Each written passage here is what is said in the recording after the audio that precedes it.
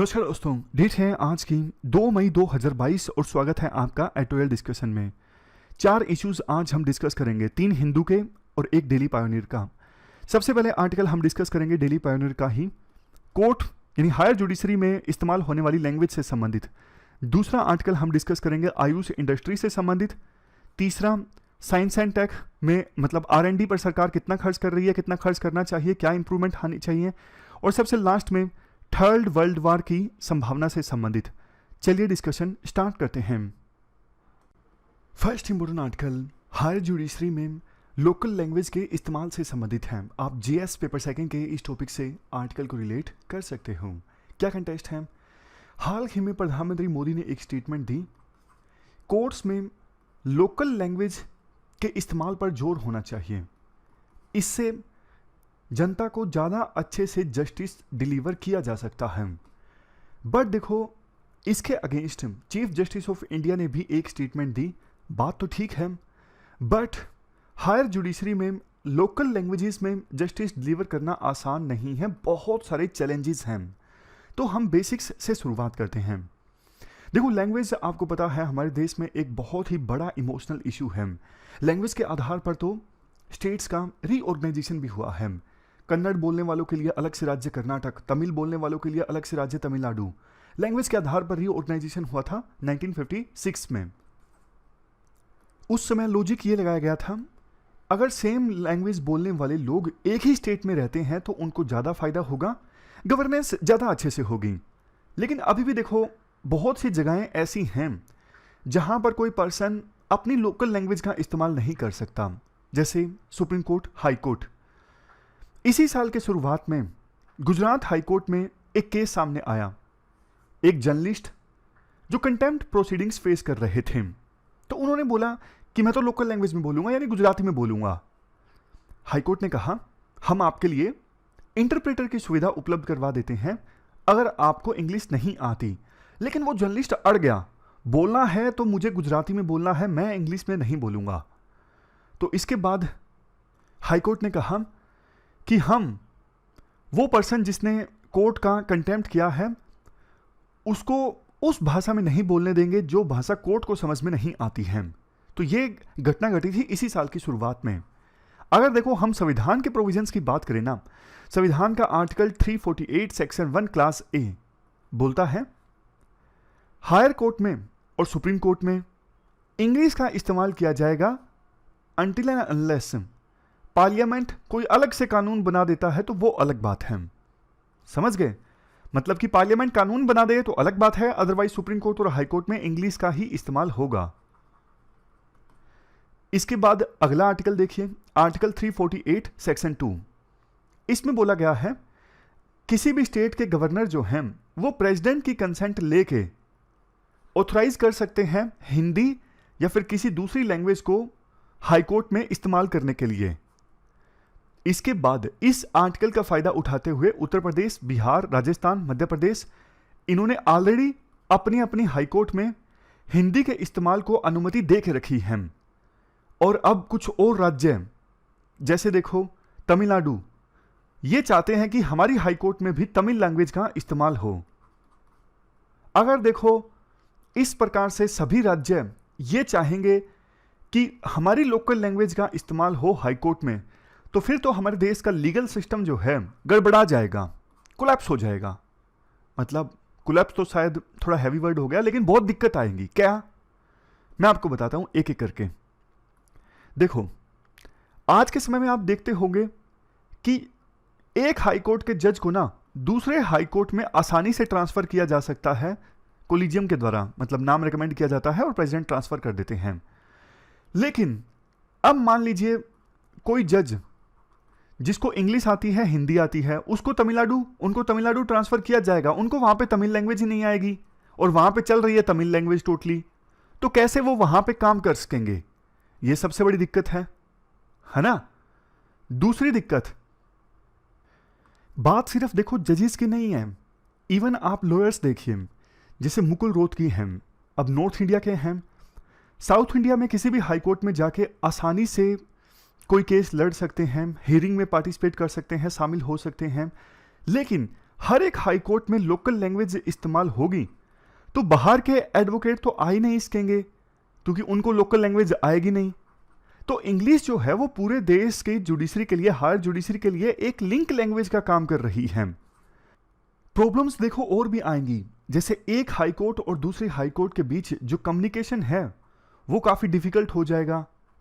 और अगर ऑर्डर्स भी लोकल लैंग्वेज में लिखे जाते हैं फिर तो और भी दिक्कत आ जाएगी, क्योंकि अभी तो देखो इंग्लिश में कोई भी हाई कोर्ट का वर्डिक्ट आता है वो इंग्लिश में आता है, इंटरनेट पर अपलोड हो जाता है, देश के किसी भी जज या फिर एडवोकेट के द्वारा या फिर किसी पर्सन, नॉर्मल पर्सन के द्वारा भी उसे आसानी से एक्सेस किया जा सकता है, समझा जा सकता है। लेकिन लोकल लैंग्वेज में अगर वर्डिक्ट्स अपलोड होने लगेंगे तो प्रॉब्लम्स और भी ज़्यादा बढ़ जाएंगी। हालांकि देखो संविधान में प्रोविजन ये है, गवर्नर प्रेसिडेंट की कंसेंट लेके हिंदी या फिर दूसरी लैंग्वेज का इस्तेमाल करने की इजाज़त दे सकते हैं हाई कोर्ट में, बट वर्डिक्ट्स इंग्लिश में ही होंगे। ये देखो, judgments, decree, order made by high court, ये लोकल लैंग्वेज में नहीं दिए जा सकते, यानी फाइनल ऑर्डर या फिर जजमेंट जो है वो लोकल लैंग्वेज में नहीं दिए जा सकते, ये बात बोली गई है। तो ये सब देखो रियल चैलेंजेस हैं। वे फॉरवर्ड में ये कहा जा सकता है, देखो बेशक ये बात सच है, उस लैंग्वेज में अगर जस्टिस डिलीवर किया जाए जो लोगों को समझ में आए तो काफ़ी अच्छा है, बट हमें इम्प्लीमेंटेशन भी देखना चाहिए। अगर लोग हर एक स्टेट अपनी अपनी लोकल लैंग्वेज इस्तेमाल करने लगेगा हाई कोर्ट्स में, तो फिर देश का जो इंटीग्रेटेड जुडिशियल सिस्टम है ना उसमें काफ़ी प्रॉब्लम्स आ जाएंगी। इसीलिए चीफ जस्टिस ऑफ इंडिया ने ये स्टेटमेंट दी थी कि प्रधानमंत्री मोदी की बात तो सही है लेकिन इम्प्लीमेंटेशन में जो चैलेंजेस हैं ना वो काफ़ी ज़्यादा बड़े हैं।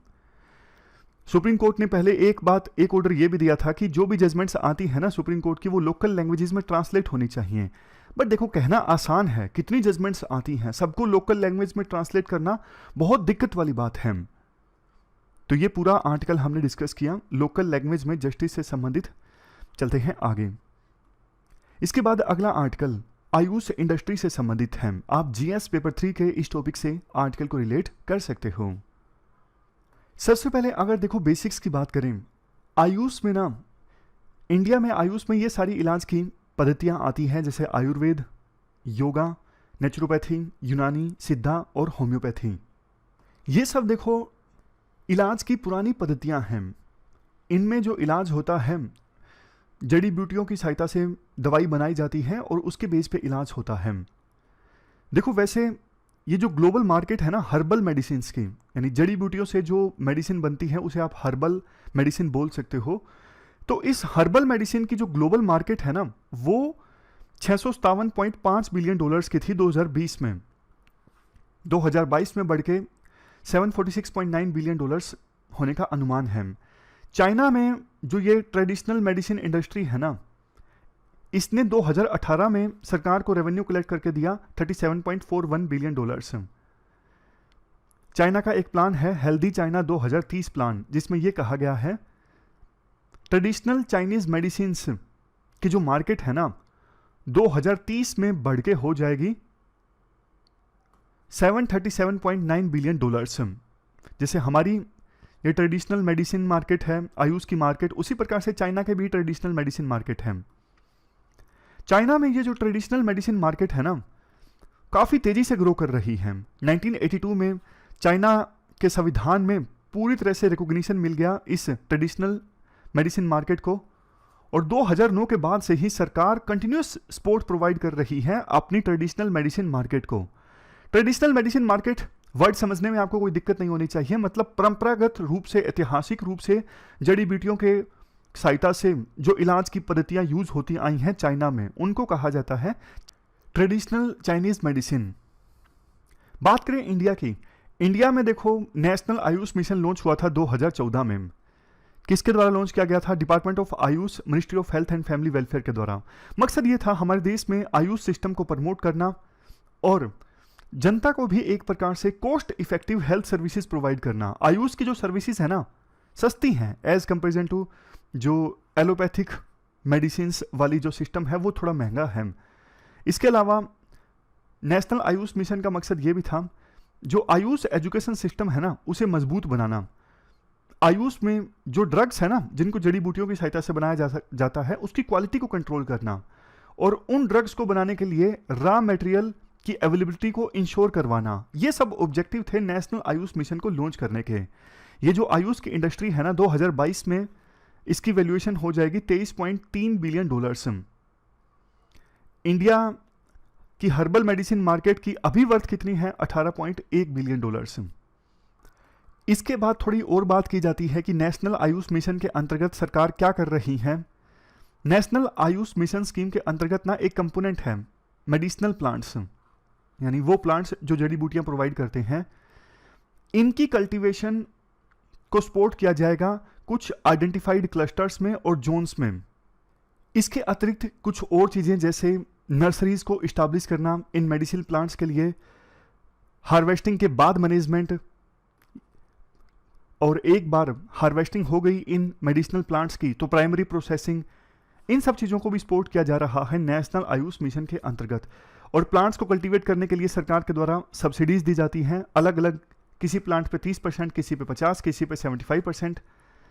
मिनिस्ट्री ऑफ आयुष के डाटा के अनुसार अभी देखो हमारे देश में टोटल 56,396 हेक्टेयर पर मेडिसिनल प्लांट्स की कल्टीवेशन होती है, और लास्ट ईयर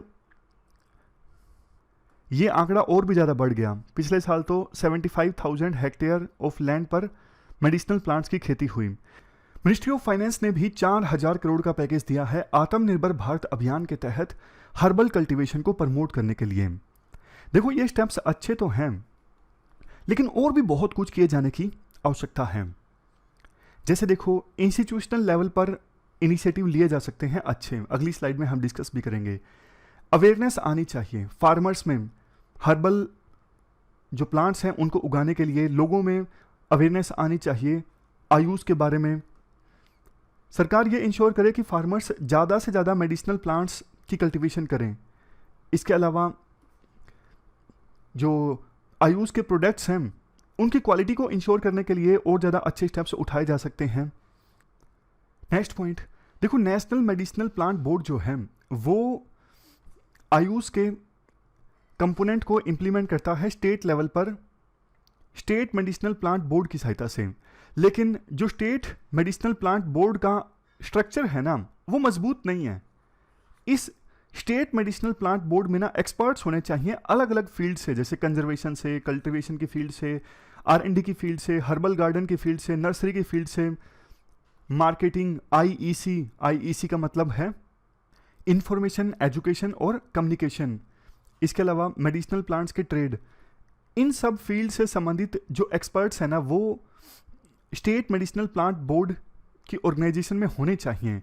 अभी तक तो देखो जैसे ना अलग अलग ट्रेड होने वाले प्रोडक्ट्स को रिकॉग्नाइज करने के लिए ना HS कोड होता है, हार्मोनाइज्ड सिस्टम कोड, आपने भी देखा होगा। जैसे प्रिंटर है, माउस है, इन सब का अलग अलग एक HS कोड होता है। लेकिन हर्बल प्रोडक्ट्स का ना, बहुत सारे हर्बल प्रोडक्ट्स का अभी भी कोई HS कोड नहीं होता। तो सरकार ये इंश्योर करे कि सभी हर्बल प्रोडक्ट्स का भी HS कोड हो, इनको भी हार्मोनाइज सिस्टम कोड में शामिल किया जाए। और देखो लास्ट बात तो ये है, जो ये हमारी एलोपैथिक मेडिसिन सिस्टम है ना, उसके साथ इंटीग्रेट होना चाहिए, आयुष ऐसा राइटर रेकमेंड करते हैं। नीति आयोग ने इस सिलसिले में एक कमेटी गठित की थी और 4 वर्किंग ग्रुप्स भी गठित किए थे।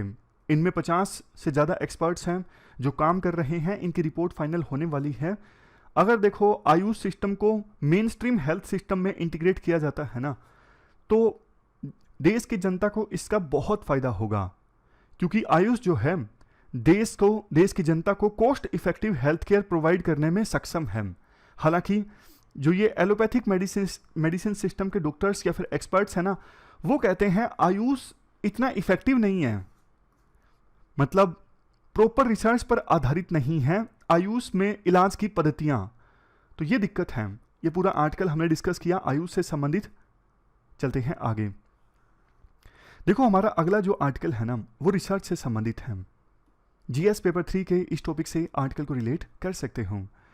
देखो पुराने समय में ना सरकारें साइंस में रिसर्च के लिए ज़्यादा पैसा नहीं खर्च करती थी। जो एलीट लोग हुआ करते थे, जिनके पास पैसे हुआ करते थे, वो देते थे साइंटिस्ट को कि हाँ खर्च कीजिए, जो निकल के आएगा हो सकता है वो हमारे लिए काम में आ जाए। या फिर इन्वेस्टिगेटर्स, जैसे पुलिस इन्वेस्टिगेटर्स हैं, वो भी अपने पर्सनल फंड से पैसा देते थे रिसर्चर्स को कि कुछ नया इजाद करो जो जिससे हमारी जो इन्वेस्टिगेशन है वो आसान हो सके। लेकिन देखो धीरे धीरे चीज़ें चेंज होने लगी। जैसे आज के समय में इंडिया में देखिए, हालांकि वेस्टर्न कंट्रीज में सिचुएशन अभी अलग है, लेकिन इंडिया की बात करते हैं। इंडिया में ज़्यादातर जो पैसा आज के समय में रिसर्च पर खर्च होता है ना, वो सरकार के द्वारा खर्च किया जाता है। लेकिन डेवलप कंट्रीज में प्राइवेट सेक्टर आज भी बहुत पैसा खर्च करता है रिसर्च के लिए। हम कितना खर्च करते हैं? हम सिर्फ 0.6% से लेकर 0.8% ऑफ जीडीपी खर्च करते हैं R&D पर। ये दूसरे जो प्रमुख देश है ना, जैसे US, China, Japan, European union, south Korea, इनके अपेक्षाकृत काफ़ी कम है। पूरे वर्ल्ड में जितना खर्चा होता है ना R&D पर, उसमें इंडिया का कंट्रीब्यूशन सिर्फ 1 से लेकर 3% के बीच में होता है। यूएस का कंट्रीब्यूशन होता है ग्लोबल R&D एक्सपेंडिचर में 25%, चाइना का 23%। वर्ल्ड बैंक के डेटा के अनुसार इंडिया में 2017 में हर 10 लाख लोग के पीछे 250 रिसर्चर थे, जबकि इजराइल में हर 10 लाख के पीछे 8,342, स्वीडन में 7,597, साउथ कोरिया में 7,498। सोच के देखिए इंडिया में कितने कम रिसर्चर्स। यूएस के साथ कंपेयर करें तो हर 1 लाख के पीछे यूएस में कितने? 111 रिसर्चर, चाइना में कितने? 423 रिसर्चर, इंडिया में कितने? सिर्फ 15। काफी हैरानी वाली बात है, सिर्फ 15। बजटरी जो एलोकेशन है ना हमारे देश में, जितना R&D पर होता है वो बढ़ने के बजाय कम हो रहा है। दिक्कत ये है। और जो सरकार खर्च करती है ना R&D पर साइंस में, वो ज़्यादातर 2-3 एजेंसी ले जाती हैं, जैसे एक DRDO, एक department of space and atomic energy. 30-40% तो यही एजेंसी ले जाती हैं। और दुनिया भर की दूसरी एजेंसीज हैं, जैसे Indian council of agriculture research, council of scientific and industrial research, department of science and technology, department of biotechnology, ये सब रह जाती हैं। और देखो ये जो फाइनेंशियल ईयर चल रहा है ना, ये भी एक्सेप्शन नहीं है। इस साल सरकार ने साइंस एंड टेक्नोलॉजी मिनिस्ट्री के लिए कितने एलोकेट किए हैं? 14,000 to 17 करोड़, जो कि पिछले साल की अपेक्षा कर 4% के आसपास कम है। सोच के देखिए, बढ़ने चाहिए, कम हो रहे हैं। Department of science and technology receive करेगा 5,240 करोड़। हालांकि देखो ये स्पेसिफिक आंकड़े याद रखने की आवश्यकता नहीं है। इसके बाद राइटर पॉइंट ये रेज करते हैं, जब देखो डॉक्टरल डिग्रीज हमारे देश में बढ़ती जा रही हैं तो रिसर्च के लिए पैसा क्यों घट रहा है? मतलब रिसर्च करने वाले लोग बढ़ेंगे तो देखो पैसा तो इंक्रीज होना चाहिए ना, लेकिन सरकार उसे कम कर रही है।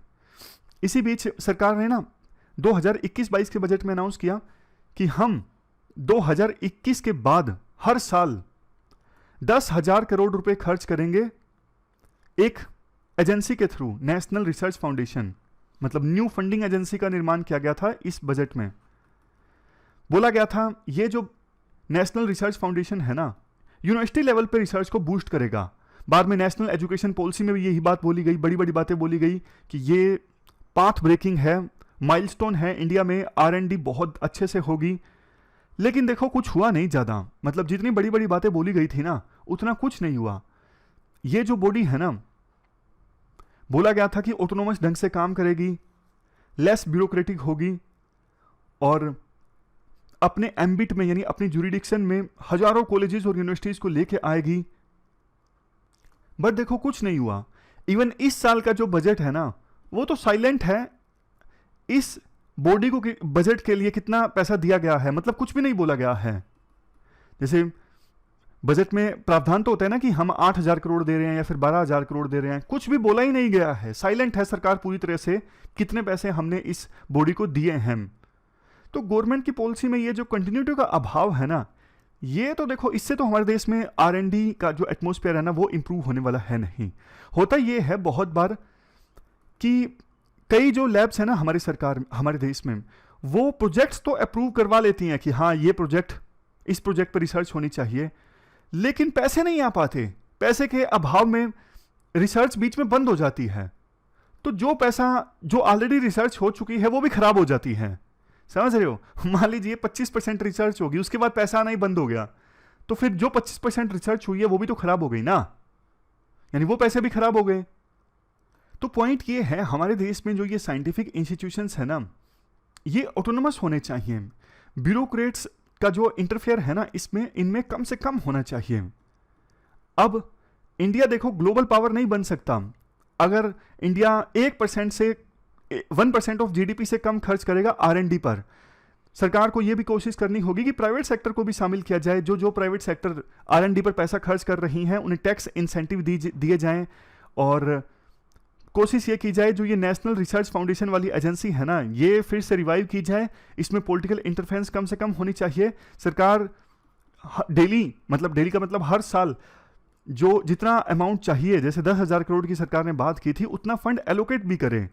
इसके अलावा SERB, science engineering research board, इनको अपग्रेड किया जा सकता है। इनको वो रोल दिया जा सकता है जो NRF को दिया गया है, अल्टरनेटिव के तौर पे कह रहे हैं। ये देखो अनदर ऑप्शन, अगर सरकार NRF को यानी नेशनल रिसर्च फाउंडेशन को रिवाइव नहीं करना चाहती तो फिर सरकार इनको अपग्रेड कर दे, साइंस इंजीनियरिंग रिसर्च बोर्ड को, और वो काम दे दे इनको जो पहले NRF को देने का सोचा था सरकार ने। लास्ट में आर्टिकल में कहा जाता है हमें देखो चाइना से सीखना चाहिए। चाइना आज जो इतनी बड़ी पावर बना है ना, चाइना ने R&D पर बहुत पैसा खर्च किया है, लेकिन इंडिया उतना पैसा नहीं खर्च कर रहा है। तो कैसे इंडिया चाइना की बराबरी कर सकता है? तो ये पूरा आर्टिकल हमने डिस्कस किया। इसके बाद अगला आर्टिकल थर्ड वर्ल्ड वार से संबंधित है। आप GS पेपर 2 के इस टॉपिक से आर्टिकल को रिलेट कर सकते हो। देखो थर्ड वर्ल्ड वार की बहुत चर्चाएं चल रही हैं। जैसे वेस्ट जो है यूक्रेन को ना हथियार देता जा रहा है। पहले छोटे हथियार दे रहा था, लेकिन अब जिस प्रकार से यूक्रेन के लोगों ने ना लड़ने का विल दिखाया है, वेस्ट बड़े हथियार भी दे रहा है यूक्रेन को। तो ये जो वार है ना यूक्रेन और रशिया के बीच, ये लंबा चलेगा, ऐसा कुछ एक्सपर्ट्स संभावना जता रही हैं।